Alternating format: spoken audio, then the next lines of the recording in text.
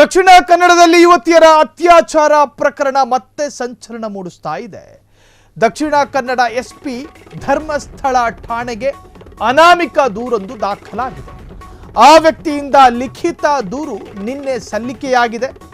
ಆ ವ್ಯಕ್ತಿಯ ಲಿಖಿತ ದೂರಿನ ಪ್ರತಿಯನ್ನ ಲಗತ್ತಿಸಲಾಗದೆ ಸ್ವತಂತ್ರ ಭಾರತದ ಇತಿಹಾಸದಲ್ಲೇ ಇಂತಹ ಕೇಸ್ ಮತ್ತೊಂದು ಇರೋದಕ್ಕೆ ಸಾಧ್ಯ ಇಲ್ಲ.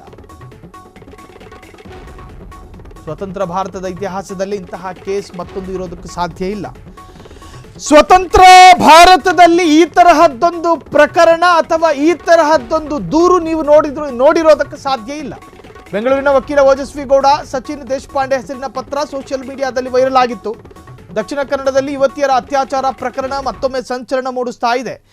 ಒಬ್ಬ ಅನಾಮಿಕ ವ್ಯಕ್ತಿಯ ಬರಹ ಇರತಕ್ಕಂತಹ ಪತ್ರದಲ್ಲಿ ಕೆಲ ವಕೀಲರ ಹೆಸರು ಇರತಕ್ಕಂತಹ ಪತ್ರವೊಂದು ಸಾಮಾಜಿಕ ಜಾಲತಾಣದಲ್ಲಿ ಬಿಸಿ ಕೇಕ್ನಂತೆ ಸೇಲಾಗ್ತಾ ಇತ್ತು. ಈ ಪತ್ರದಲ್ಲಿ ಆ ತರಹದ್ದೇನಿದೆ ಅಂಥೇಳಿ ಓದೋದಕ್ಕೂ ಕೂತವರ ಕಣ್ಣುಗಳೆಲ್ಲವೂ ಕೂಡ ಕೆಂಪಾಗಿತ್ತು. ಕಾರಣ ಸಾಕಷ್ಟು ಯುವತಿಯರ ದೇಹದ ಮೇಲೆ ಗಾಯ ಇರತಕ್ಕಂತಹ ಶವಗಳನ್ನು ಹೂತು ಹಾಕ್ತಾ ಇದ್ದೆ ನಾನು. ಆ ತರಹದ್ದು ಅನೇಕ ಶವಗಳನ್ನು ಹೂತು ಹಾಕಿದ್ದೀನಿ. ನನಗೀಗ ಪಶ್ಚಾತ್ತಾಪ ಕಾಡ್ತಾ ಇದೆ.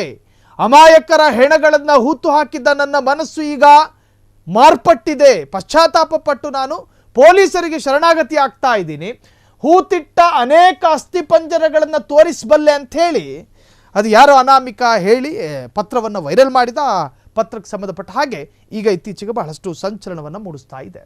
ಕ್ಷಣ ಕ್ಷಣದ ಸುದ್ದಿಗಳಿಗಾಗಿ ಫ್ರೀಡಂ ಟಿವಿ ಸಬ್ಸ್ಕ್ರೈಬ್ ಮಾಡಿ, ಲೈಕ್ ಮಾಡಿ ಹಾಗೂ ಫಾಲೋ ಮಾಡಿ.